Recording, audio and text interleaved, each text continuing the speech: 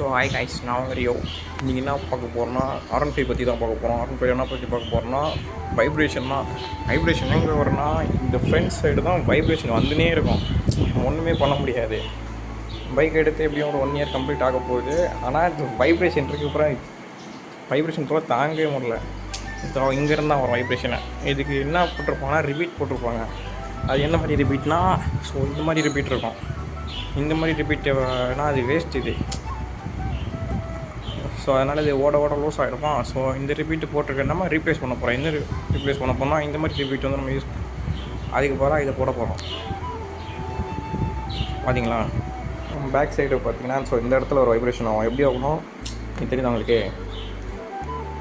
இந்த மாதிரி ஆடவே கூடாது. இந்த மாதிரி ஆடிச்சுனாலே நம்ம ஒரு 3000 RPMல போகும்போதே வைப்ரேஷன் ஸ்டார்ட் ஆகிடும். இந்த மாதிரி ஆடாமல் இப்படி ஸ்டேபிளாக இருந்தால் நமக்கு வைப்ரேஷனே வராது. ஸோ இந்த மாதிரி இருக்க ரிப்பீட்லாம் நம்ம வந்து அந்த ஸ்க்ரூ டைப்பில் இருக்க ரிப்பீட்டை ரீப்ளேஸ் பண்ணிட்டோன்னா நமக்கு வைப்ரேஷன் வந்து அரெஸ்ட் ஆகிடும்.